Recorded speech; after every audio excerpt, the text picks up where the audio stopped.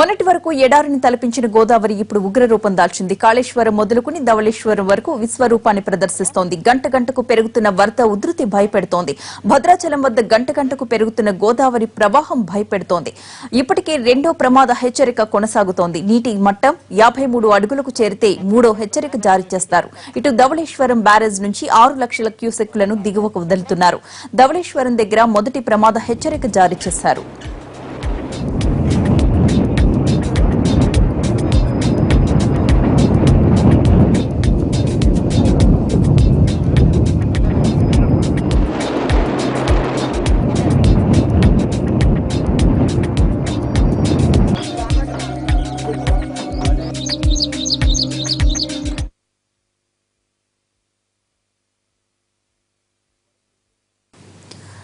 నాలుగు రోజులుగా కురుస్తున్న భారీ వర్షాలతో ఆదిలాబాద్ జిల్లా వణికిపోతోంది. ప్రధాన నదులు ఉగ్రరూపం దాల్చాయి. వాగులు వంకలు పొంగి పొర్లుతున్నాయి. చాలా గ్రామాలు జల దిగ్బంధమయ్యాయి. మరో 2 రోజులు వానలు కొనసాగే అవకాశం ఉందన్న హెచ్చరికలతో జిల్లా యంత్రాంగం అప్రమత్తమైంది.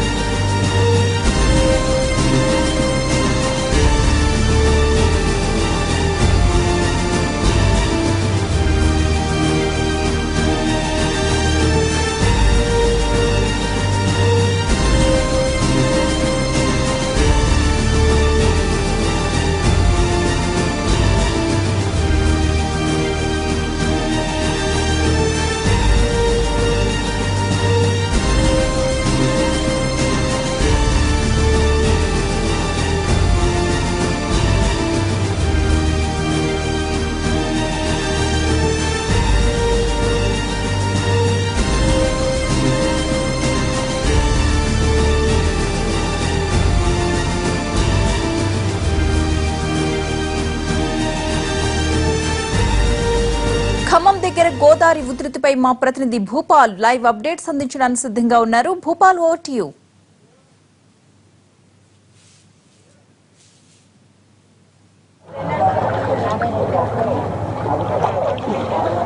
హలో,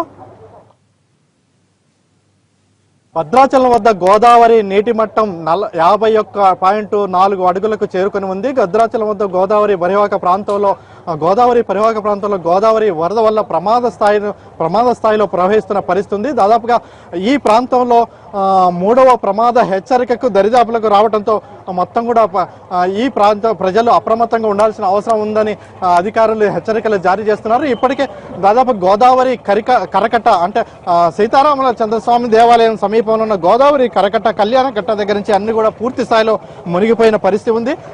అంటే ఈ వరదలు ఇదే పరిస్థితి కొనసాగితే అంటే కొంత తగ్గుముఖం పట్టిందని చెబుతున్నప్పటికీ, అంటే తగ్గుముఖం పట్టడం కాదు, నిలకడగా ఉందని అధికారులు చెప్తున్నారు. గత రాత్రి 12 గంటలకి 51.9 అడుగులకు చేరుకున్న గోదావరి నీటి మట్టం ఇప్పుడు వచ్చేసరికి 51.4 అడుగులకు, అంటే 5 పాయింట్లు తగ్గిందని అధికారులు చెప్తున్నారు. కానీ వాస్తవానికి అక్కడ మాత్రం 52 అడుగులు చూపిస్తున్న పరిస్థితి. అయితే అది అలల తాకిడి వల్ల 52 అడుగులు చూపిస్తుంది, కానీ నిలకడగానే గోదావరి ఉందని అధికారులు చెప్తున్నారు.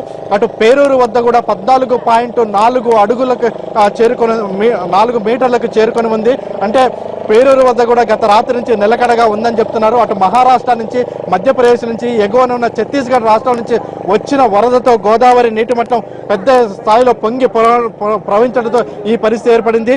దాదాపుగా ఈ గోదావరి వరద వల్ల వాజేడు, వెంకటాపురం ఈ ప్రాంతాల్లో పలు గ్రామాలకి రాకపోకలు కట్టయ్యాయి. అదేవిధంగా దిగువన పశ్చిమ గోదావరి జిల్లా, అదేవిధంగా తూర్పుగోదావరి జిల్లాలోని మండలాల్లో కూడా దాదాపుగా చాలా గ్రామాలకి వరద పోటెత్తడంతో, అంటే వాగులు వంకలు పొంగి ప్రవహిస్తుండటంతో గ్రామాలకి రహదారి సౌకర్యాలు నిలిచిపోయిన పరిస్థితుంది. అదేవిధంగా భద్రాచలానికి ఎగువన ఉన్న పర్ణశాలకి, అంటే 30 కిలోమీటర్ల దూరంలో ఉన్న పర్ణశాలకు మొత్తం కూడా పర్ణశాల రహదారి మొత్తం క్లోజ్ అయిపోయి ఉంది.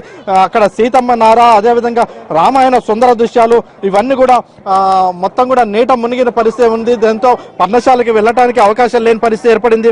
దీంతో దేవస్థానం సంబంధించిన అటు పర్ణశాల కానీ భద్రాచలం కానీ ఈ ప్రాంతాల్లో మొత్తం కూడా పుష్కర ఘాట్లు మొత్తం కూడా మునిగిపోయిన పరిస్థితి. మరోసారి అంటే ఈ వరదలు పెద్ద స్థాయిలో వస్తాయనే కొంత భయం కూడా ఆందోళన నెలకొన్న పరిస్థితి.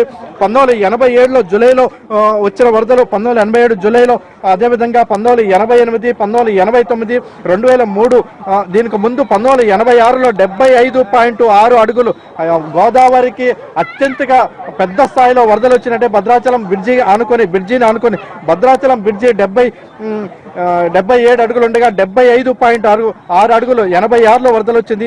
ఇదే అత్యధిక వరదగా ఇక్కడ రికార్డు చేస్తుంది. ఎందుకంటే భద్రాచలంకి వచ్చేసరికి 1976 నుంచి అధికారులు లెక్కల్ని అంచనా వేస్తున్నారు.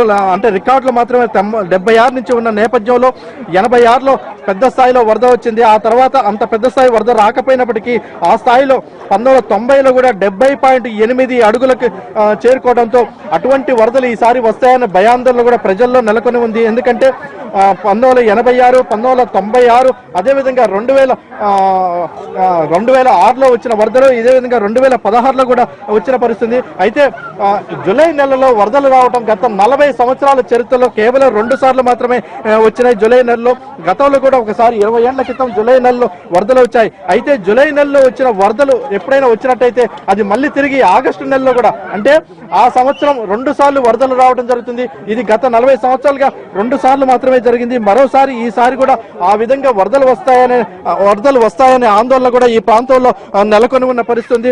మరోవైపున ఇప్పుడు వస్తున్న ఈ వరదలకి దాదాపుగా 50 అడుగులు దాటడంతో అటు కూనవరం రహదారి, అదేవిధంగా అంటే భద్రాచలం నుంచి కూనవరం, భద్రాచలం నుంచి రాజమండ్రి రహదారి పూర్తిగా నిలిచిపోయిన పరిస్థితి. ఈ రహదారులు నిలిచిపోవడంతో ఈ ప్రాంతానికి మొత్తం కూడా ప్రధాన రహదారి నీళ్లు రావడంతో వాహన సౌకర్యాలు అటు పోవడానికి అవకాశం లేని పరిస్థితి ఏర్పడింది. అదేవిధంగా ఈ ప్రాంతంలో ఇప్పుడే గత ఏడాది మిర్చికి బాగా ధర రావడంతో ఈ ప్రాంతంలో ఉన్న రైతులందరూ కూడా అటు పశ్చిమ గోదావరి, తూర్పు గోదావరి, ఖమ్మం జిల్లా ఈ 3 జిల్లాలకు సంబంధించి ముంపు ప్రాంతాల్లో మిర్చిని ఎక్కువ సంఖ్యలో, అంటే మిర్చి పంటలు ఎక్కువ సంఖ్యలో వేశారు. దాదాపుగా బ్లాక్ లో కొనుక్కొని చేసిన పరిస్థితి. మొత్తం కూడా మిర్చి పంటలన్నిటి కూడా రావడంతో అంటే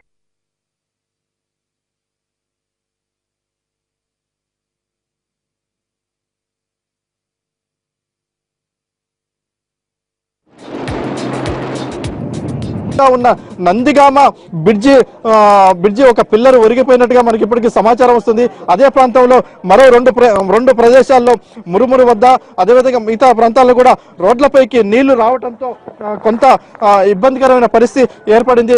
మొత్తం మీద ఈ రోజు అంటే ఇది ఇప్పుడు ప్రస్తుతం ఈ వరద నిలకడగా ఉందని చెప్తున్నప్పటికీ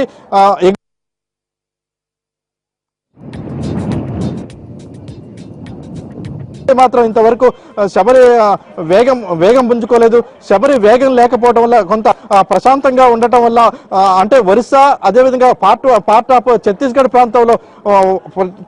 ప్రాంతంలో వరదలు లేకపోవడంతో ఆ ప్రాంతంలో శబరి నది రావటం లేదు. శబరి నది పోటెత్తనంత వరకు గోదావరి ఎగువ ప్రాంతాల్లో మాత్రం ప్రమాదం లేదని అధికారులు చెప్తున్నారు. ఎందుకంటే గోదావరి నుంచి కిందికి వెళ్తున్న సందర్భంలో శబరి నది పోటెత్తే గోదావరి వెనక భాగం మొత్తం కూడా పట్టే పరిస్థితి. ఆ నేపథ్యంలో శబరి నది రాకపోవడం ఇప్పటి వరకు ప్రశాంతతగా ఉందని చెప్తున్నారు. మరోవైపున అంటే ఇప్పుడు గతంలో తెలంగాణ ఏర్పడిన తర్వాత వచ్చిన మొట్టమొదటి వరద కావడంతో ఇటు తెలంగాణ ప్రభుత్వం, అదేవిధంగా ఆంధ్రప్రదేశ్ ప్రభుత్వం, ఇటు 2 రాష్ట్రాలు అంటే తూర్పు గోదావరి, పశ్చిమ గోదావరి, ఖమ్మం జిల్లా 3 జిల్లాల యంత్రాంగం సమన్వయంతో వ్యవహరించాల్సిన పరిస్థితి. ఈ 3 ప్రాంతాలకు సంబంధించి అధికారులు సమన్వయంతో వ్యవహరించాల్సిన అవసరం ఇక్కడ నెలకొని ఉంది. Over to studio. Right, thank you Bhupal.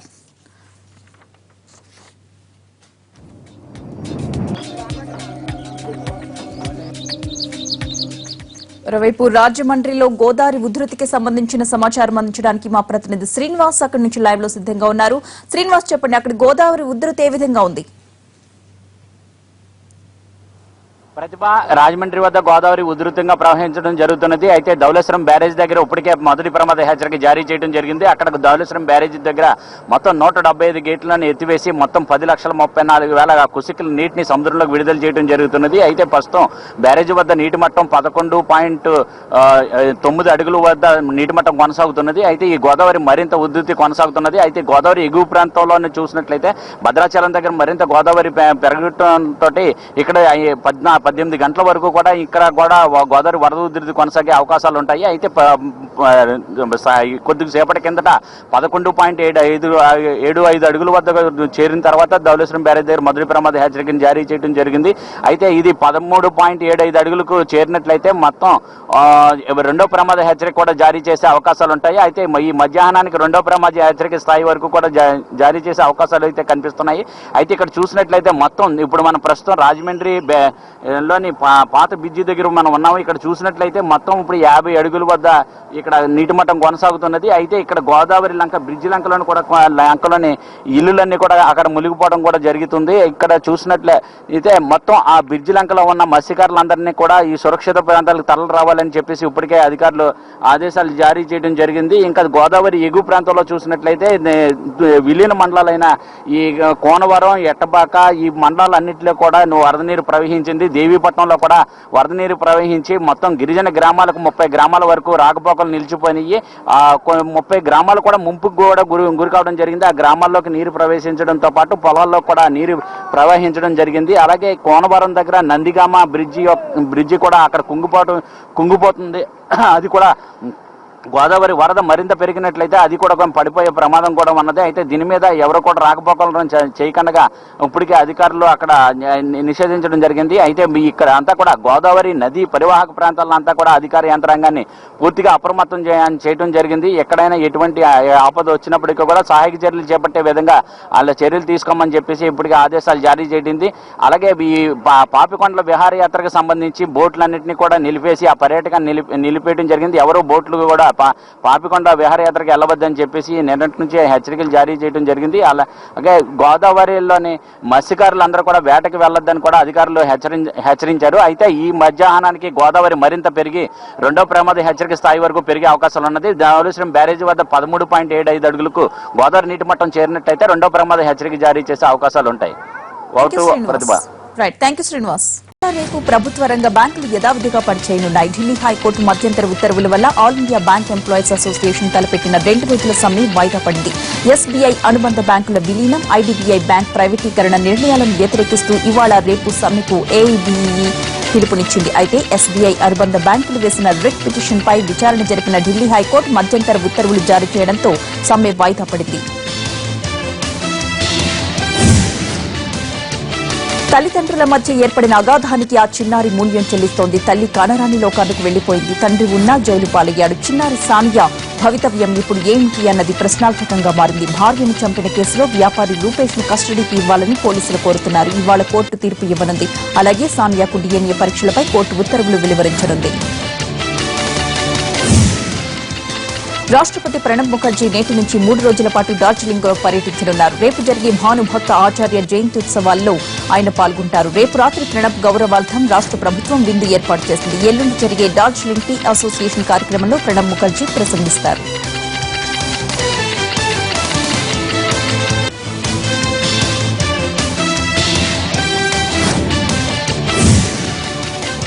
పుట్టపర్తిలో నేటి నుంచి 3 రోజుల పాటు ప్రపంచ యువజనోత్సవాలు జరగనున్నాయి. ఈ ఉత్సవాలకు 70 దేశాల నుంచి ప్రతినిధులు హాజరవుతున్నట్లుగా సత్యసాయి ట్రస్ట్ తెలిపింది. భవిష్యత్తులో ట్రస్ట్ సేవలు ఎలా ఉండాలన్న దానిపై ఈ ఉత్సవాల్లో నిర్ణయం తీసుకుంటారు. కేంద్ర మంత్రి పీయూష్ గోయల్ చేతుల మీదుగా యువజనోత్సవాలు ప్రారంభం కానున్నాయి. ప్రధాని నరేంద్ర మోడీ 4 ఆఫ్రికా దేశాల పర్యటన ముగిసింది. 5 రోజుల టూర్ ముగించుకుని భారత్ కు తిరిగొచ్చారు ప్రధాని. మొదట మొజాంబిక్ వెళ్లిన మోడీ తర్వాత దక్షిణాఫ్రికా, టాంజానియా, కెన్యాల్లో పర్యటించారు. కెన్యా రాజధాని నైరోబీ నుంచి భారత్ కు తిరిగొచ్చారు మోడీ. ఇవాళ కేంద్ర హోంమంత్రి రాజ్నాథ్ సింగ్ తో కలిసి జమ్మూ కశ్మీర్లో తాజా పరిస్థితిపై సమీక్షిస్తారు. ఆంధ్రప్రదేశ్ సీఎం చంద్రబాబు నాయుడు ఈ నెల 16న ఢిల్లీ వెళ్లనున్నారు. ప్రధాని నరేంద్ర మోదీ అధ్యక్షతన జరిగే అంతర్రాష్ట్ర మండలి సమావేశంలో పాల్గొనేందుకు ఆయన ఢిల్లీ వెళ్తున్నారు. అలాగే ఈ నెల 15న తెలుగుదేశం పార్లమెంటరీ పార్టీ సమావేశం జరుగుతుంది. విభజన హామీలు నెరవేర్చుకునేందుకు పార్లమెంట్ వర్షాకాల సమావేశాల్లో అనుసరించాల్సిన వ్యూహంపై ఈ భేటీలో చర్చించనున్నారు నేతలు.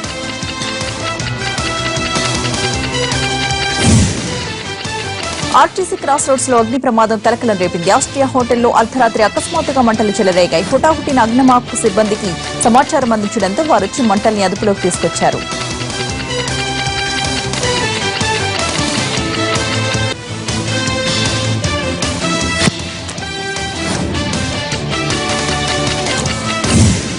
Reserve bank of India RBI governor గా ఉన్న రఘురాం రాజన్ కు వారసుడు ఎవరు అనే ఉత్కంఠ కొనసాగుతోంది. అయితే అరవింద్ పనగరియాను ఆ పదవి వరించే అవకాశం ఉందని ఊహాగానాలు వినిపిస్తున్నాయి. కేంద్ర ప్రభుత్వ ఆర్థిక సలహా విభాగంలో అరవింద్ కీలక బాధ్యతలు నిర్వర్తిస్తున్నారు. అలాగే G20లో భారత్ తరపున ముఖ్య అనుసంధానకర్తగా కూడా వ్యవహరిస్తున్నారు అరవింద్. అయితే ఆర్బీఐ గవర్నర్ నియామకంపై వస్తున్న ఊహాగానాలకు ప్రధాని కార్యాలయం తెరదించింది. ఆ బాధ్యతలు ఎవరికి అప్పగించాలన్నది ఈ నెల 18లోగా నిర్ణయించనున్నట్లు స్పష్టం చేసింది.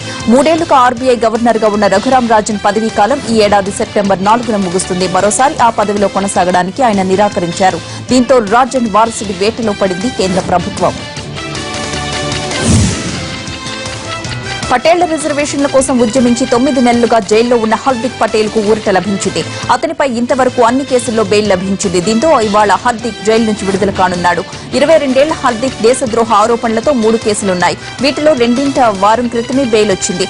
3వ కేసులో కూడా గుజరాత్ హైకోర్టు బెయిల్ మంజూరు చేయడంతో అతని విడుదలకు మార్గం సుగమమైంది. అయితే మెహ్సానా ప్రాంతంలో 9 నెలల పాటు అడుగుపెట్టొద్దని షరతు విధించింది కోర్టు. హార్దిక్ పై గతంలోనూ 6 నెలల పాటు నిషేధం ఉంది. దీంతో ఆ గడువు పూర్తయిన తరువాతే తాజా షరతుపై అప్పీల్ చేసుకోవాలని సూచించింది కోర్టు. ఓ మహిళతో అసభ్యంగా ప్రవర్తించారని ఆరోపణలు ఎదుర్కొంటున్న ఆమ్ ఆద్మీ పార్టీ ఎమ్మెల్యే ప్రకాష్ జర్వాల్ కు ఢిల్లీ కోర్టు ముందస్తు బెయిల్ ఇచ్చింది. దక్షిణ ఢిల్లీలోని దవేలి నియోజకవర్గం నుంచి ఢిల్లీ అసెంబ్లీకి జర్వాల్ ప్రాతినిధ్యం వహిస్తున్నారు. అయితే జర్వాల్ తనతో అసభ్యకరంగా ప్రవర్తించారని, లైంగికంగా వేధించాడని ఓ మహిళ పోలీసులకు ఫిర్యాదు చేసింది. అయితే ఈ ఆరోపణలను జర్వాల్ ఖండించినా అరెస్టు నుంచి తప్పించుకోవడానికి ముందస్తు బెయిల్ తీసుకున్నారు. తమిళనాడు ముఖ్యమంత్రి జయలలితకు బాంబు బెదిరింపు వచ్చింది. జయలలిత చాలా కాలంగా చెన్నైలోని పోయిష్ గార్డెన్ లోనే నివసిస్తున్నారు. సీఎం బంగ్లా చుట్టూ 24 గంటలు సాయుధ పోలీసుల కాపలా ఉంటుంది. ఇంతటి భద్రతా ఏర్పాట్లు ఉన్నా సీఎం బంగ్లాలో బాంబు పెట్టామని, కాసేపట్లో అది పేలుతుందని చెన్నై పోలీస్ కంట్రోల్ రూమ్ కు అజ్ఞాత వ్యక్తి ఫోన్ చేశాడు. దీంతో కంట్రోల్ రూమ్ అధికారులు వెంటనే పోలీసు ఉన్నతాధికారులకు సమాచారం ఇచ్చారు.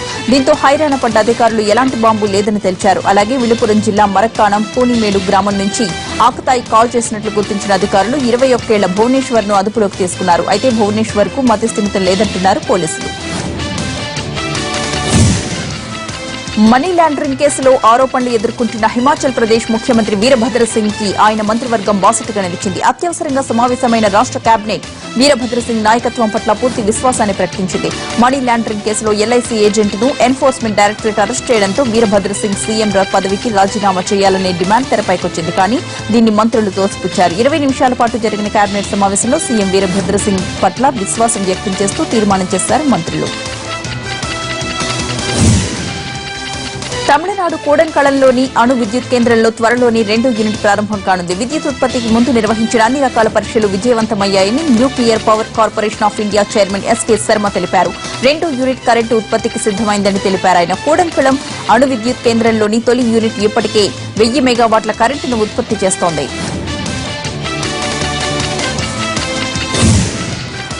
బ్రిటన్ ప్రధానిగా తెరీసా మే త్వరలోనే పగ్గాలు అందుకోనున్నారు. డేవిడ్ కామరన్ వారసురాలిగా ఈ బాధ్యతలు చేపట్టబోతున్నారు. ఆమె యూరోపియన్ యూనియన్ లో కొనసాగాలా లేక విడిపోవాలా అనే అంశంపై నిర్వహించిన రెఫరెండంలో విడిపోవడానికి మొగ్గు చూపారు బ్రిటన్ జనం. అయితే యూరోపియన్ యూనియన్ నుంచి బ్రిటన్ విడిపోవాలనే ఆలోచనను మొదటి నుంచి వ్యతిరేకించిన ప్రధాని డేవిడ్ కామరన్ తన పదవికి రాజీనామా చేశారు. ఇక ప్రధాని రేసులో ఆండ్రియా, తెరీసా పోటీ పడ్డారు. ఇద్దరి మధ్య గట్టి పోటీ ఉంటుందని భావిస్తున్న తరుణంలో బరి నుంచి తప్పుకుంటున్నట్లు ప్రకటించారు ఆండ్రియా.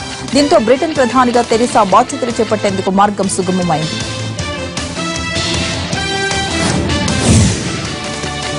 విద్వేషాలు రెచ్చగొట్టే ప్రసంగాలు చేశారంటూ తనపై వస్తున్న ఆరోపణలపై ఎట్టకేలకు స్పందించారు జకీర్. హింస, ఉగ్రవాదం ఏ రూపంలో ఉన్నా దాన్ని తాను సమర్థించబోనని చెప్పారు. తాను ఎన్నడూ ఏ ఉగ్రవాద సంస్థకు మద్దతు ఇవ్వలేదని చెప్పారు. తన వ్యాఖ్యల్ని సందర్భానుసారం తీసుకోకుండా హింస కోసం ఎవరైనా ఉపయోగించుకుంటే దాన్ని తాను ఖండిస్తానని అన్నారు జకీర్. ఢాకా ఉగ్రవాద పేలుళ్ల అనంతరం తనపై మీడియాలో వస్తున్న కథనాలను చూసి షాక్ అయ్యానన్నారు. ఈ విషయంలో భారతీయ దర్యాప్తు సంస్థలకు సహకరిస్తానని తెలిపారు జకీర్. అయితే ప్రస్తుతం సౌదీ అరేబియాలో ఉన్న జకీర్ నిన్ననే ముంబైకి రావాల్సి ఉన్నా అర్ధాంతరంగా వాయిదా వేసుకున్నారు. హెల్మెట్ లేకుండా బైక్ నడుపుతున్నారా? అయితే మీ బండిలో పెట్రోల్ పోయింది అంటున్నారు బంకుల యాజమాన్యులు. అయితే ఇది మన తెలుగు రాష్ట్రాల్లో అమలవుతున్న విధానం కాదు. పశ్చిమ బెంగాల్ డార్జిలింగ్ జిల్లాలోని సిలిగురి నగరంలోని పరిస్థితి. దేశవ్యాప్తంగా హెల్మెట్ ధరించకపోవడం వల్ల రోడ్డు ప్రమాదాల్లో బైక్ రైడర్స్ పెద్ద సంఖ్యలో చనిపోతున్నారు. దీనిపై ఎన్ని రకాలుగా అవగాహన కల్పిస్తున్న జనం తీరు మాత్రం మారడం లేదు. దీంతో ఇలా నరుక్కొస్తున్నారు సిలిగురి పోలీసులు. తమ ఆజ్ఞలు బంకులు ధిక్కరిస్తే కఠిన చర్యలు తప్పవని హెచ్చరిస్తున్నారు పోలీసులు.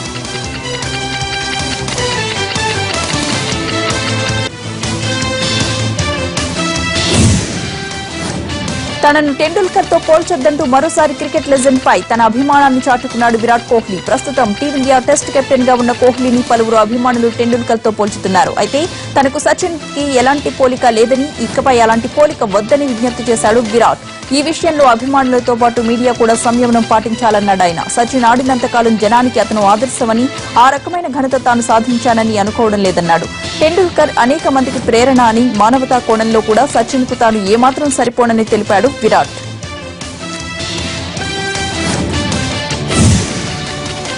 పాకిస్తాన్ క్రికెటర్ షాహిద్ అఫ్రిది కొత్త అవతారం ఎత్తబోతున్నాడు. మైదానంలో తన విధ్వంసక ఇన్నింగ్స్ తో అభిమానుల్ని అలరించిన అఫ్రిది త్వరలో రాజకీయాల్లోకి రాబోతున్నట్లు తెలిపాడు. ప్రజాసేవ చేయడానికి తాను రాజకీయాల్లోకి రావాలని భావిస్తున్నట్లు వివరించాడు. అఫ్రిది నేతృత్వంలో ఈ ఏడాది జరిగిన ఆసియా టీ20 ప్రపంచ కప్ బరిలోకి దిగిన పాకిస్తాన్ ఘోర పరాజయాలు చవిచూసింది. ఈ ఓటములకు బాధ్యత వహిస్తూ ఇప్పటికే టీ20 కెప్టెన్సీ నుంచి తప్పుకున్నాడు అఫ్రిది. అయితే మరికొంతకాలం జట్టులో కొనసాగుతానని తెలిపాడు. కానీ జూలై 14 నుంచి ప్రారంభం కానున్న ఇంగ్లాండ్ పర్యటనకు వెళుతున్న జట్టులో అఫ్రిదీకి చోటు దక్కలేదు.